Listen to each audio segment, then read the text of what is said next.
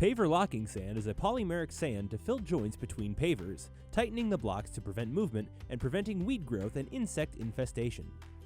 To install, you'll need the following: paver locking sand, a broom, a water hose, safety goggles, and an optional leaf blower for easier installation.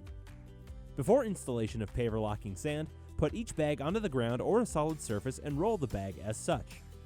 This will help to make sure the product is fully mixed and hasn't settled. Start by pouring out the sand. Use a broom to sweep the sand across the patio and into the joints. Joints should be filled with a chamfer if there is one, or to the top of the block if there isn't one. Compact sand into joint spaces as thoroughly as possible. Carefully remove any remaining sand from the paver surface prior to dampening. This can be done with a broom, or for best results, use a leaf blower to clean off the top of the blocks. Use a garden hose with a fine misting nozzle to dampen the filled joint.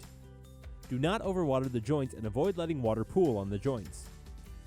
Repeat dampening every 15 to 20 minutes, 3 times to achieve best results.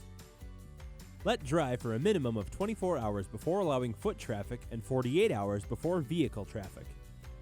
Temperatures must remain above 50 degrees Fahrenheit for 12 hours after application. Protect from rain for at least 12 hours. After 48 hours, your project is complete and can be sealed if you would like. To find out more about sealing, check out Menards.com for more information.